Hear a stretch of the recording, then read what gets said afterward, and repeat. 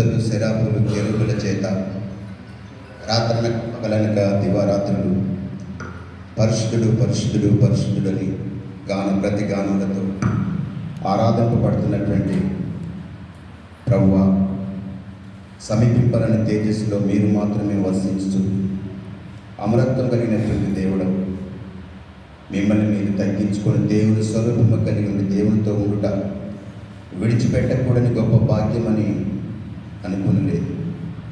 మానవుని పోలికగా పుట్టి దాసుని స్వరూపముగా ధరించుకొని మిమ్మల్ని మేము వ్యక్తునిగా చేసుకున్నారు. ఆకారమును మనుషులుగా కనబడి మనుషులు చూడనలను మానిగా మరణమునంతగా అనగా శిలువ మరణమునంతగా తగ్గించుకున్నారు. ఎందుకు ఇంత ప్రేమ? ఎందుకు ఈ త్యాగం? ఎవరు మా కొరకు ప్రాణం పెట్టగలరు? ప్రభువా, శాశ్వతమైన మీ ప్రేమ, అగాపే ప్రేమ, నిష్కలంకమైన ప్రేమ, అట్టి ప్రేమ కలిగినటువంటి దేవుడు మీరే. మీ ప్రేమకు మేము పాత్రలుగా చేయబడ్డాము. ఇది యేసుక్రీస్తు ప్రభు యొక్క కలువరి శిలువ రక్షణ కార్యం ద్వారా. అందుకొరకే హృదయమార ఆరాధిస్తూ పూజిస్తున్నాము. ఈ చివరి దినము, చివరి మాసము, చివరి నెల అంతే కూడా తండ్రి వ్యక్తిగతంగా, కుటుంబంగా, సంఘంగా మా కొరకు ఎవరెవరో ఎంతోమంది ప్రార్థన చేశారు కాబట్టి ఈ క్షణం బ్రతికున్నాం. ఇది మా నీతి, మా భక్తి మాత్రం కాదు ప్రభు. అందుకంటే ప్రాముఖ్యంగా వాగ్దానం చేసిన దేవుడు, నమ్మదగిన దేవుడు. మీ కాపుదల, భద్రత, మీ సన్నిధి మాకు తోడుగా ఉంచి అడిగి ఊహించి వాటన్నిటికంటే తిరిగి మీరు అనుగ్రహించి చెప్పన సఖ్యంలో మహిమాయుక్తమైన సంతోషం మాకు అనుగ్రహించి నమ్మదగిన దేవునిగా మరొకసారి మా వ్యక్తిగత, కుటుంబ, సంఘ జీవితాలు నెరవేర్చుకున్నారు. మీకు సాటి లేదు ప్రభు. ఆ యొక్క వారి వెలుపులో మీ వంటి వాడెవరు లేదు. పరిశుద్ధతను బట్టి మహానీయుడుగా, స్తుతికి బట్టి పూజ్యునుగా, అద్భుతాశ్చర్యకార్యం చేయువానిగా కొనియాడబడుతున్నటువంటి మీ దయంతటి కొరకు స్తోత్రాలు. మేలిని మట్ల చలవరాతి స్తంభం లాంటి నిలిపినటువంటి మీ పాదపద్మంలో చెందచేది ఆరాధించుటకు పేదలుగా పలు గ్రామాల్లో మీ స్వరక్తం చేత మీ బిడ్డను సంపాదించుకొని స్థిరపరిచి అట్టి స్వాస్థ్యం ఈ దినము సమాజం కూడి ఆరాధించడం కొరకు సమకూర్చినారు. మీకు స్తోత్రాలు. ఈ రాత్రి కాల సమయంలో మరొకసారి మేమందరం మా వ్యక్తిగతంగా మా తప్పిదములన్నింటినీ ఒప్పుకొని విడిచిపెట్టి నిర్దోషమైనటువంటి హృదయంతో మిమ్మల్ని ఆరాధించడం కొరకై మమ్మల్ని సిద్ధపరచుకొని ప్రార్థిస్తున్నాం. మాలో నాలో ఏ మంచితనం లేదని యథార్థంగా ఒప్పుకొనచ్చు. మా ప్రాణాత్మ దేహముల మీద మీ నిత్య నూతన నిబంధన రక్తాన్ని ప్రోక్షించుకుంటున్నాం. మమ్మల్ని కడిగి శుద్ధి చేయి. ఈ దాసును కూడా మమ్మల్ని నడిపించినందుకు స్తోత్రాలు. నిలబడే దాసుని శిలువ చేత మరుగుపరచు, ఆత్మతో అభిషేకించు. ఆశతో వచ్చాము. మీ మాటలు విని చెవులు గ్రహించే హృదయం మాకు దయచేసి సంతృప్తి కలిగించు. ఈ సంవత్సరము ప్రమాణము చేసి, వాగ్దానం చేసి ఏదైతే చేయలేకపోయామేమో, ఏదైతే నెరవేర్చలేక తప్పిపోయినామో ఒప్పుకొని విడిచిపెట్టినట్టుగా ఈ నూతన సంవత్సరం కొరకైనా చేసిన వాగ్దానం ప్రకారం జీవించకూడదు. ఈ సంవత్సరం చేయలేని పనులు, పరిచర్య ముందున్న సంవత్సరంలో చేయడానికి మమ్మలను సజీవంగా ఉంచారు. కాబట్టి కృతజ్ఞత కలిగి ముందుకే కొనసాగినట్లు ఏర్పరచు. మరొకసారి ప్రభు మందిరంలో మాకు ఇచ్చినటువంటి వస్తువు ఈ యొక్క వాయిద్యాలన్నింటినీ కొరకేస్తుంటారు. వాటి మీద రక్తాన్ని ప్రోక్షించు.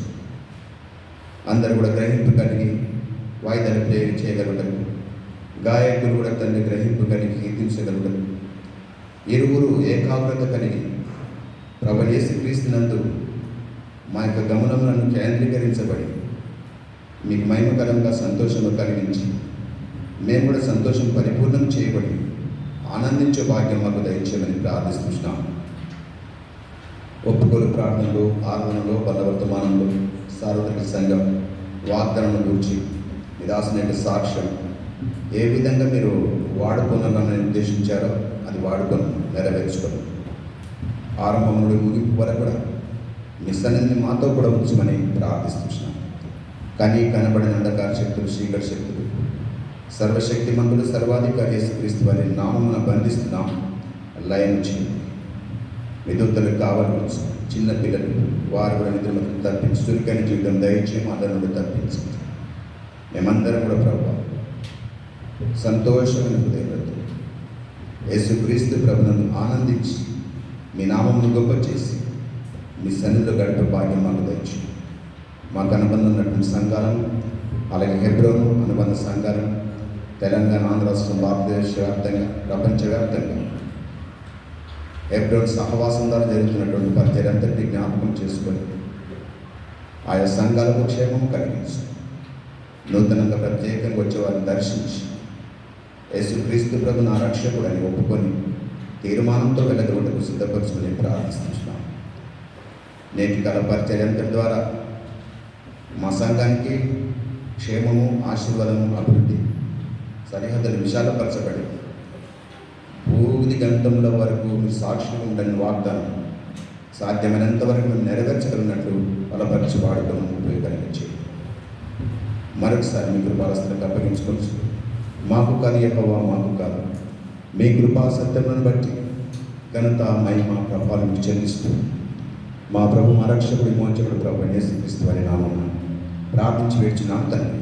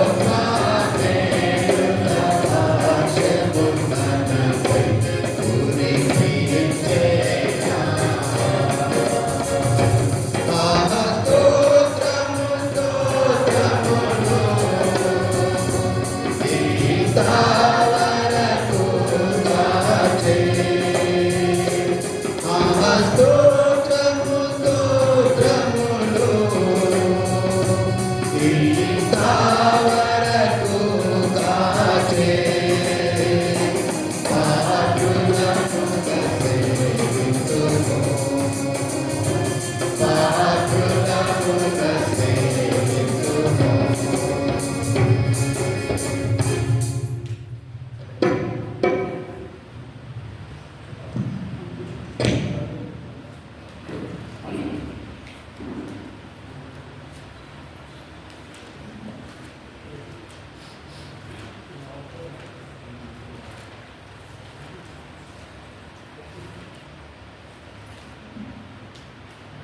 దేవుని పాటలు వస్తుంది ఎన్నో పాటలు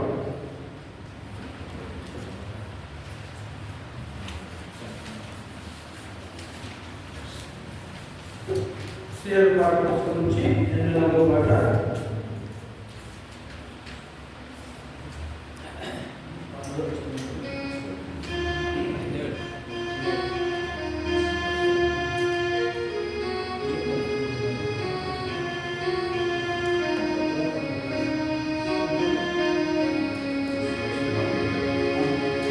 ఎనభై ఆరు కొత్త పాటలు.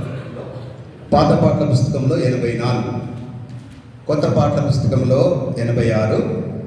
యేసు పరిశుద్ధ నామమునకు ఎప్పుడు అధిక 86 కొత్త పాటల పుస్తకంలో, పాత పాటల పుస్తకంలో 84.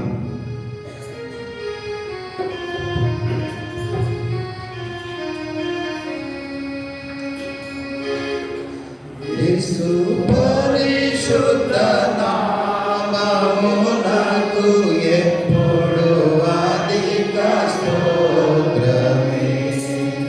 యేసు పరిశుద్ధ నామమునకు ఎప్పుడు అధిక స్తోత్రమే.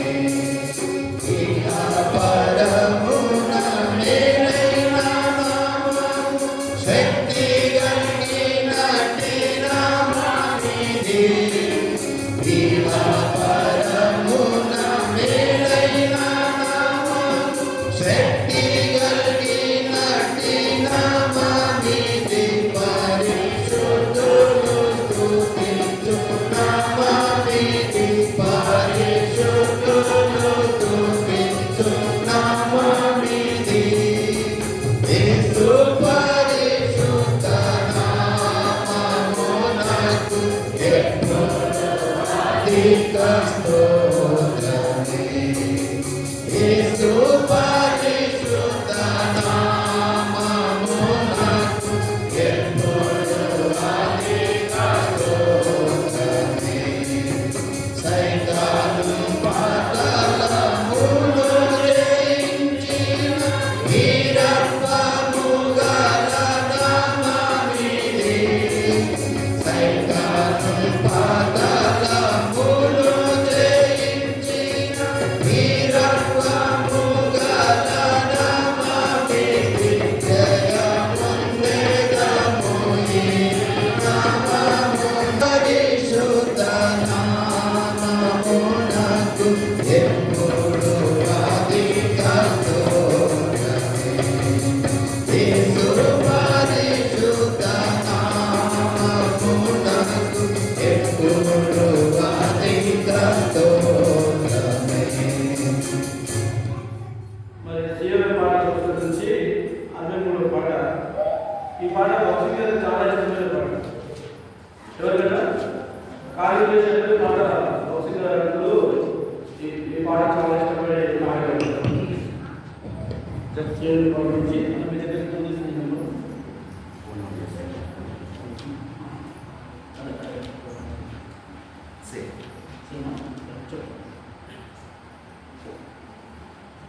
శివుని గీతంలో అన్నిట్లో ఒకటే సంఖ్య ఉంటుంది. 63వ పాట. ఓ నాకు యేసు రాజా నిన్ను నేను నుతించేదని.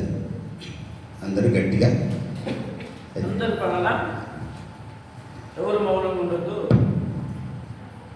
చివరి చిన్న పాట అప్పుడు లేచి పాడతాం. ముందు చాలా ఖాళీగా ఉంది స్థలం, అది పూరించాలి. దయచేసి వరుస క్రమంలో కూర్చోండి. చివరి చిన్న పాట అప్పుడు లేచినప్పుడు పాడతాం.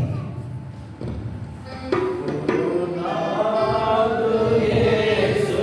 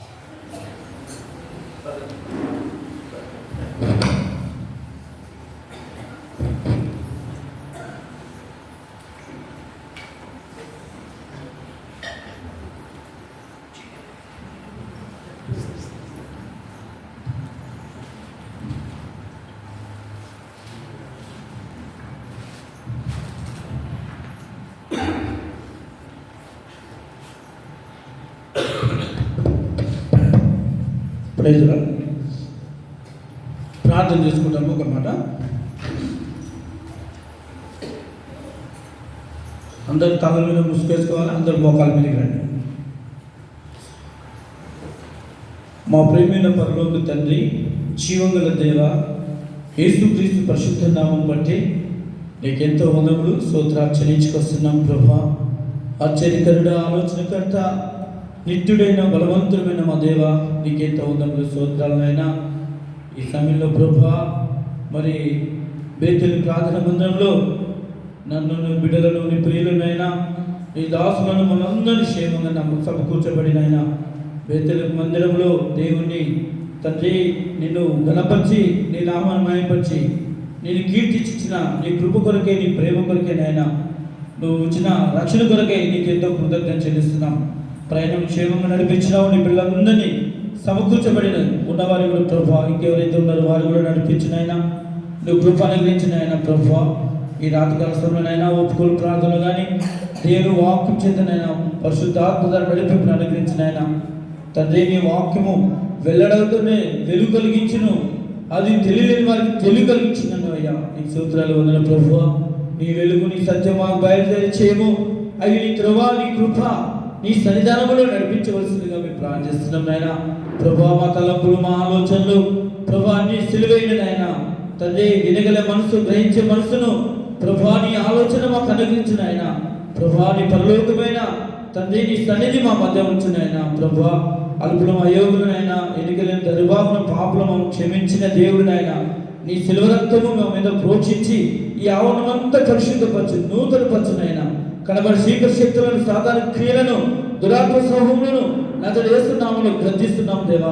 తండ్రి, నీ పారదులనైనా తండ్రి, యెహోవా తేజస్సు, నీ మహిమ బేతలు నింపవలసిందిగా మేము ప్రార్థిస్తున్నాయినా ప్రభా. నీవే కృప దయచేయండి, నువ్వే నూతన కార్యం జరిగించిన ఆయన తండ్రి. ఈ కూడిక నువ్వే అధ్యక్షత వహించి నీ కుమారుడైన యేసుక్రీస్తు నామంతా మహిమ పొందవలసిందిగా మేము ప్రార్థన చేస్తూ మా ప్రభువును, మా ప్రభా అల్పుడు అయ్యకునే నీ దాసులు కూడా ప్రభా నీ చిలుసను మనుపరుచుకొని నిర్గమ 4:12 లోక 12 ప్రకారంగా తండ్రి, 21:9 ప్రకారంగా తండ్రి నీ ఆత్మ చేత నడిపింపు, నీ పరలోకమైన తండ్రి నీ ఆలోచన, నీ వాక్కును మాకు పంపించవలసిందిగా మేము ప్రార్థన చేస్తూ మా ప్రభువును, మా రక్షకుడైన యేసుక్రీస్తు పరిశుద్ధ నామంలో ప్రార్థించి స్తుతించి వేడుకొంచున్నాం తండ్రి.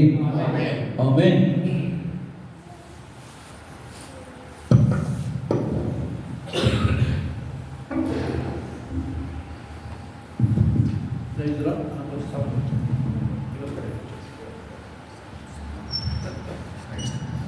కొంచెం వ్యాల్యూ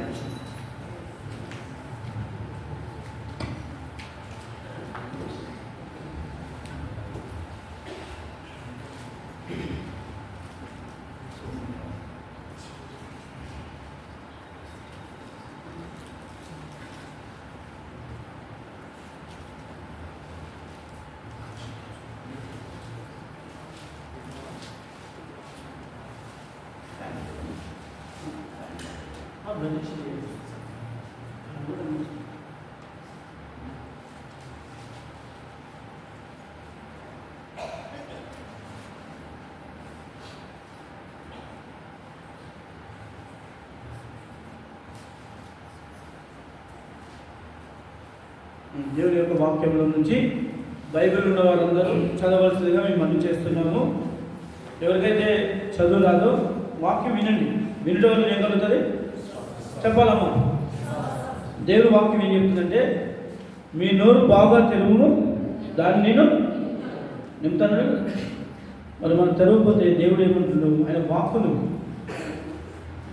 దేవుడు ఇచ్చేవాడు కదా. అందుకే బైబిల్లో యవనస్తులు కానీ ఇంకా పెద్దవారు కానీ ఎవరైనా కావచ్చు, మరి చదవాలి. మేము వాక్యం చెప్తా ఉంటే వాక్యము చదవాలా, వినాలి. విని దాన్ని గ్రహించుకొని మరి దేవుడు నీతో నాతో ఏం మాట్లాడుకుంటున్నాడు, సంవత్సరం అంతయు దేవుడు కాచి కాపాడినట్టు ఆయన రెక్కల కింద మనం వచ్చినామా రాలేదా? కాపాడినా లేదా? కాపాడాడు. ఎంతోమంది వెళ్ళిపోయినారు. సజీవులే దేవుని మహిమపరుస్తారు, ఆరాధిస్తారు, స్తుతిస్తారు, ఆయన నామం కీర్తిస్తారు, ఆయన నామాన్ని గణపరుస్తారు. దేవుని వాక్యం చెప్తుంది కాబట్టి ఈ లూకా సువార్తలో దేవుని వాక్యం నుంచి మనం కొన్ని వచనాలు చదువుకుంటాము.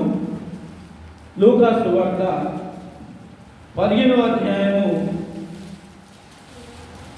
లూకా సువార్త 15వ అధ్యాయము 11వ వచనం నుంచి ఇక్కడ మరి కొన్ని వచనాలు ఉన్నాయి, 32 వరకు ఉన్నాయి.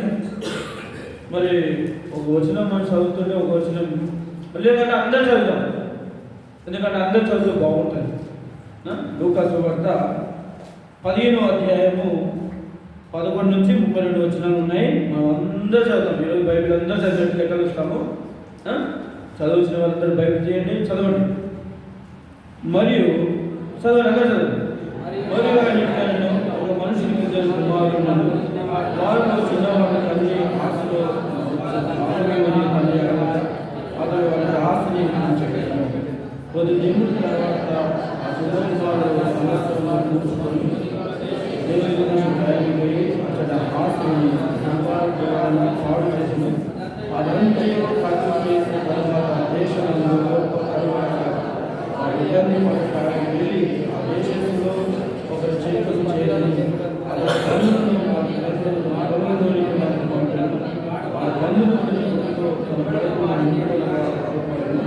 దాని ఎవరిని వారికి తండ్రి యొక్క ఎంతో మంది కూలిదారులకు అందరూ సమృద్ధిగా ఉన్నది. నేనైతే ఇక్కడ ఆకలి వెళ్ళి మా తండ్రి మనకు విరోధంగా కుమారుడు కూడా కాదు అని కుటుంబాన్ని ఒకరిగా పెట్టుకోమని వాడి దూరంలో తండ్రి వారిని తీర్చి కనుక అప్పుడు ఆ కుమారుడు పాపం చేసి కుమారుడు అనిపించుకొని అయితే తండ్రి దాసులకు దీనికి కట్టి చేతికి మొదలు పెట్టి పాదములు చెప్పు నుంచి వదిలించి మనం దీన్ని సంతోషపడిన చనిపోయి అందరూ వాళ్ళు సంతోషపడసాగి అతను పెద్ద కుమారు పొలంలో రావడానికి ఆయన నాట్యంలో జరుగుతుంది విని దాసులలో ఒకరి నుంచి అతను తల్లి సంస్థలో వచ్చిన అయితే కోపడి వెళ్ళి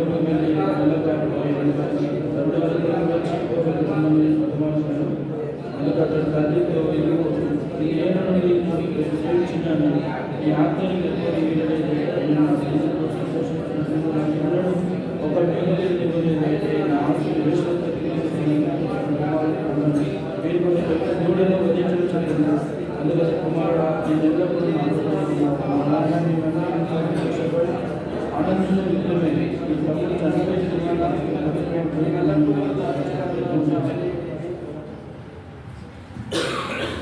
మరి లూకా సువార్తలో మరి దేవుని యొక్క వాక్యంలో ఈ 11వ వచనంలో ఎవరైనా చదువున్నామా? మరియు ఆయన ఇట్లనెను ఒక మనుషునికి ఇద్దరు కుమారులను. చూడండి, మరి దేవుని యొక్క వాక్యంలో ఒక మనుషుడికి 2 కుమారులు ఉన్నారంట. చదువున్నాను. వారిలో చిన్నవాడు తండ్రి ఆస్తిలో నాకు వచ్చు భాగం ఇమ్మని తన తండ్రిని అడగగా అతడు వారికి తన ఆస్తిని పంచిపెట్టెను. కొన్ని దినములు తర్వాత ఆ చిన్న కుమారుడు సమస్తమును కూర్చుకొని దూరదేశం ప్రయాణమైపోయి అచ్చట తన ఆస్తిని దుర్వ్యాపారం వలన పాడు చేసెను. అదంతయు ఖర్చు చేసిన తర్వాత ఆ దేశమందు గొప్ప కరువు రాగా వాడు ఇబ్బంది పడసాగి వెళ్ళి ఆ దేశంలో ఒకని చెంత చేరెను.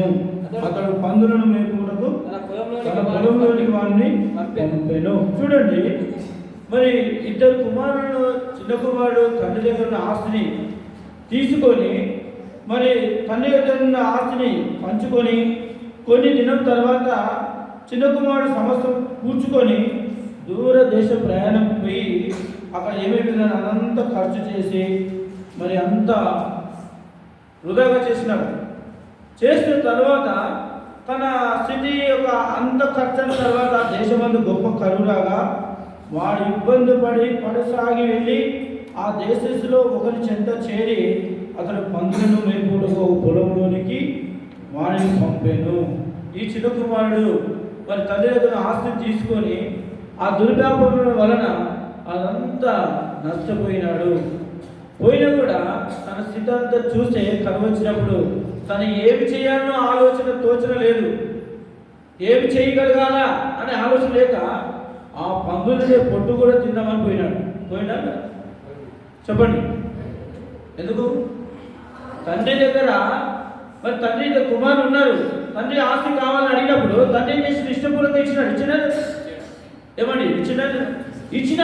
ఆ ఇచ్చినాడు ఏం చేసినాడంటే తన సొంత ఆలోచనతోని, సుబుద్ధితోని, సొంత జ్ఞానంతో వెళ్ళి ఆ దుర్వ్యాపారం చేత పట్టుకొని అదంతా వృధాగా ఖర్చు చేసుకొని అదంతా వ్యర్థమైపోయినాక ఆ పొలంలోకి ఆ తినే ఆహారం కావాలని ఆ పందులు మేప పొట్టుల దగ్గరికి వెళ్దామనే ఆలోచన కూడా వెళ్ళిపోయినాడు. పోయినప్పుడు ఇక్కడ దేవుని వాక్యం ఏం చెప్తుందంటే 16వ వచనం చదవండి. వాడు పందులు తిన పొట్టుతో తన కడుపు నిండా నింపుకొని అగపడాడు కానీ ఎవరినో వారికి ఏమీ ఇవ్వలేదు. చూసినామా? ఎవడు ఏమి ఇవ్వలేదంట. చదువునమ్మా. అయితే బుద్ధి వచ్చినప్పుడు వాడు నా తండ్రి యొద్ద ఎంతో మంది కూలివాళ్లకు అన్నము సమృద్ధిగా ఉన్నది, నేనైతే ఇక్కడ ఆకలికి చచ్చిపోతున్నాను. చూసినావా? ఎప్పుడు వచ్చిందంట బుద్ధి? ఎప్పుడు వచ్చిందంట? ఆకలి అయినప్పుడు వచ్చినదంట. అంతకుముందు ఏముంది? గుదాగా ఖర్చు పెట్టినాడు, సొంత జ్ఞానంతో వెళ్ళిపోయినాడు, సొంత ఆలోచనతో వెళ్ళిపోయినాడు, తన సొమ్ముని ఆధారం చేసుకుని వెళ్ళిపోయినాడు. అదంతా దుర్వ్యాపారం పోయినాక మరి తన బుద్ధి వచ్చినప్పుడు నా తండ్రి యొక్క ఎంతో మంది కూలి వాళ్ళు ఉన్నారని తెలుసుకొని వచ్చినప్పుడు ఏం చేసిందంట? 18వ వచనం. సిస్టర్ కూడా చదవండి. 18వ వచనం. నేను లేచి నా తండ్రి ఎదుగు వెళ్ళి, తండ్రి, నేను పరలోకములకు విరోధముగాను నీ ఎదుట చూసినావా? తండ్రి ఎదుగు వెళ్ళిపోయినాడుగా.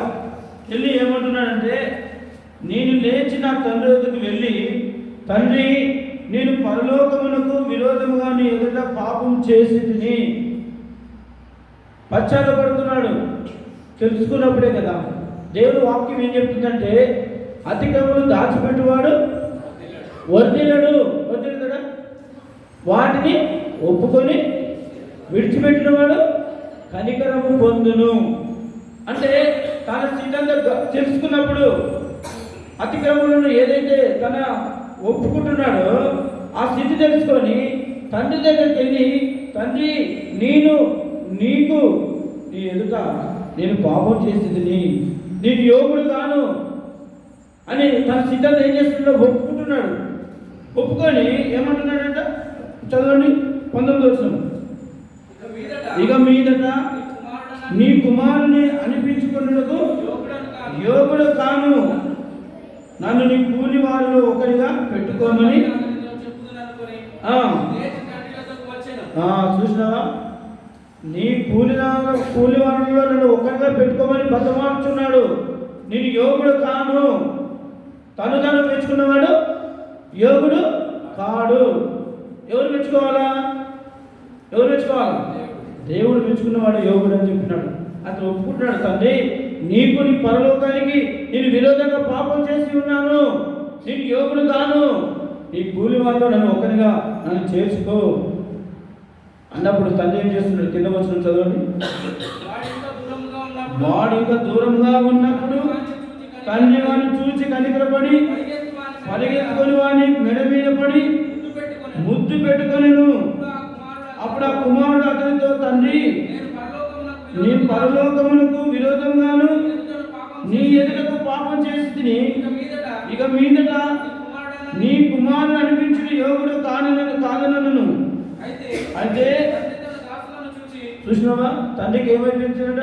కనికరము, ప్రేమ, దయాలక్షణము, మంచితనము, సాత్వికము, ఆశానిగ్రహము, ఇవన్నీ తండ్రిలో ఉన్న లక్షణాలు.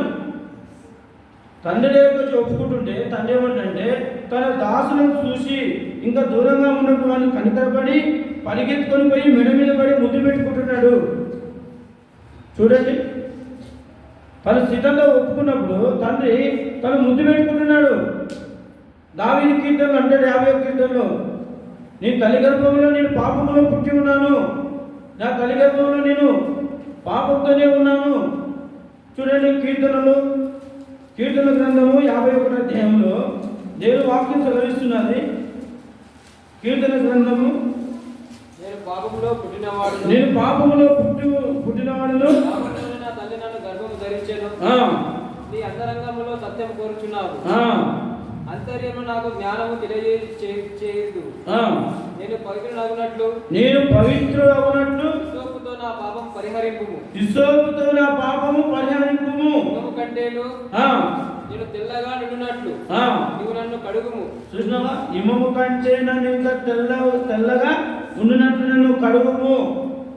దావీదు యొక్క అన్వచేతుడు కూడా తల్లి గర్భములో నేను పాపములో పుట్టి ఉన్నాను, పాపములో నా తల్లి నన్ను గర్భంలో ధరించను. నువ్వు నా అంతరంగంలో సత్యం కోరుచున్నావు, అంతను నాకు జ్ఞానము తెలియజేయదు. నేను పవిత్ర ఉన్నట్టు సోపుతో నా పాపము పరిహారింపుము. ఏం చేస్తున్నట్ట? పశ్చాత్తపడుతున్నాడు, అడుగుతున్నాడు.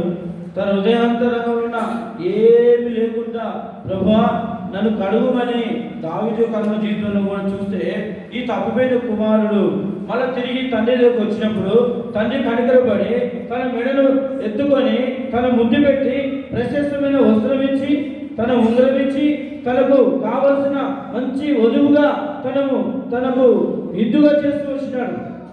మళ్ళా తిరిగి రక్షణ వస్త్రమును ధరించుకున్నాడు.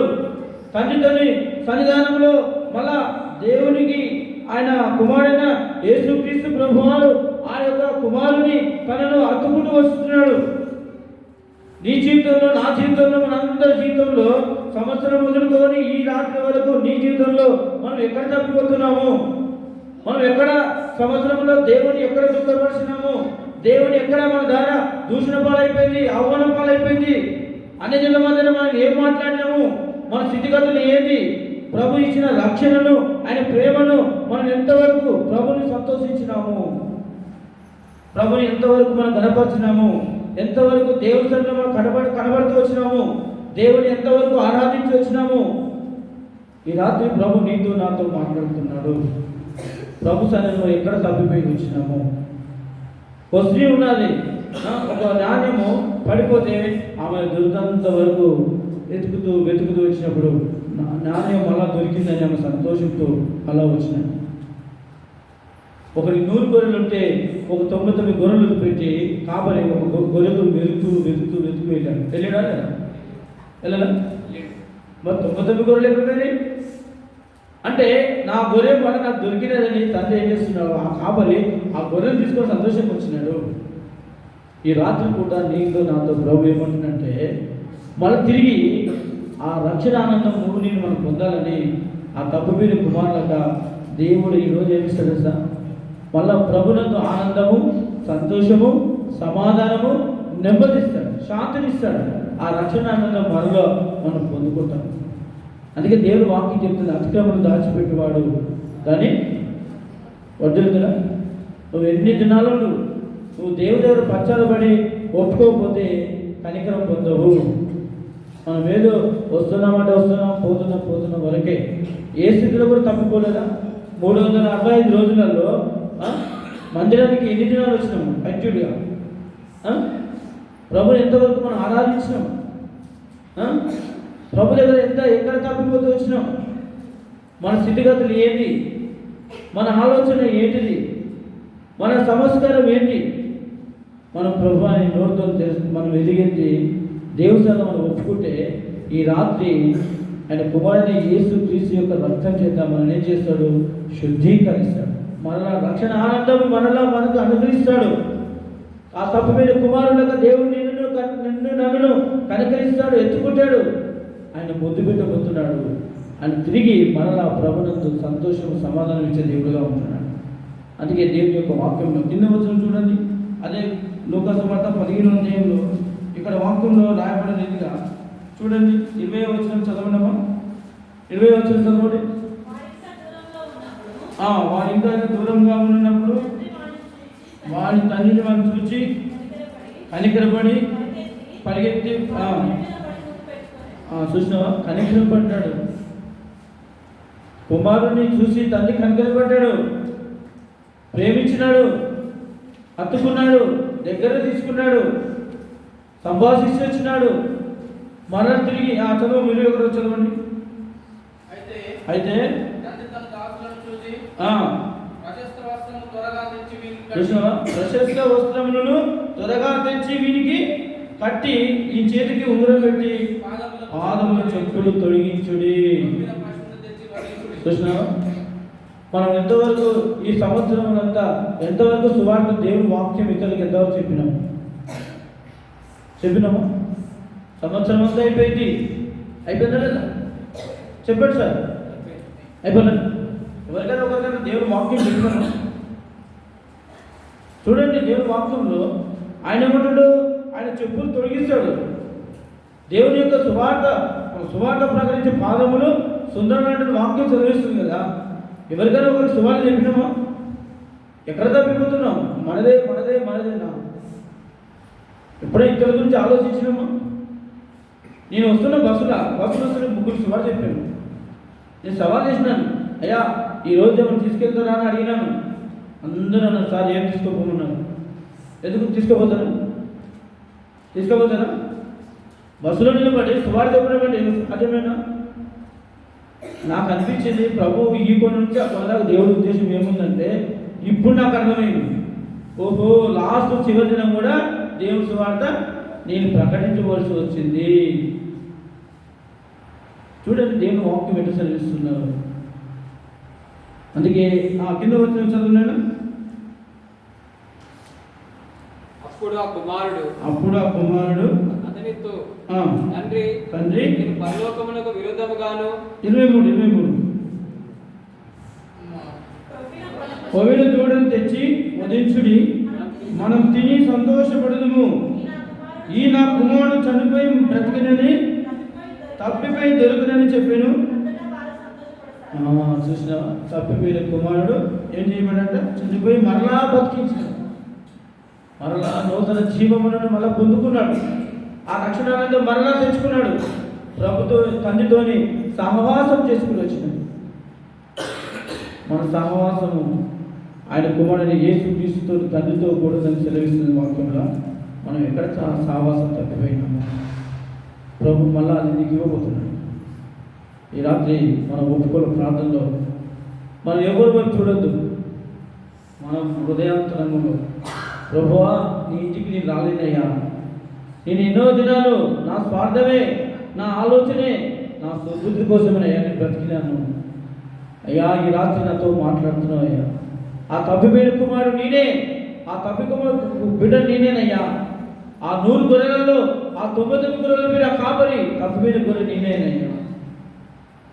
నీ రక్షణానందాన్ని పొందలేకపోయినా, నాకు శాంతి లేదు, సమాధానం లేదు, నెమ్మది లేదు, తృప్తి కూడా లేదయ్యా. నీ ఆవరణలో నేను ఆరాధించలేకపోయినా, నీ గురించి ఒక్క మాట నీ ఇతరులకు చెప్పలేకపోయినా. ఎంత అల్పునో, ఎంత అయోగ్యురాలనో, నాలో ఏ మంచిదనం లేదు ప్రభువా. ఈ రాత్రి నాతో మాట్లాడుతొచ్చినవయ్యా. ప్రభువా నన్ను క్షమించయ్యా. క్షమిస్తాడా? ఈరోజు మనుషులు క్షమించారు తెలుసా? మన యేసయ్యా క్షమించే దేవుడు. క్షమిస్తాడా? ఎంత ఘోరమైన పాపిని ఆయన క్షమించి ఆయన రక్షణను ఇచ్చే దేవుడు. ఆయన అదే అంటాడు, నేను పాపులను పిలవచ్చును కానీ నీతిమంతులను చూసినాను. ఈరోజు ప్రభు నీతో నాతో మాట్లాడదే, నువ్వు రక్షణ సంవత్సరం అంతలో నీ ఆలోచనలు, నీ తలంపులు, నీ అవగాహన, నీ సొంత నడవడి, ఎక్కడ దేవుని ఆనందం ఎక్కడ సైతాన్ని ఎక్కడ దొంగలించిండో తెలియదు. అది దేవుసలో ఒప్పుకుంటే ఆ రక్షణానందం మరలా దయచేయమంటాడు భక్తుడు. కీర్తన 51 అధ్యాయం చూడండి, నేను చదివిస్తాను చూడండి మీతోనే. కీర్తనలో 51 దావీదు మంచి మాట అంటాడు. కీర్తన గ్రంథము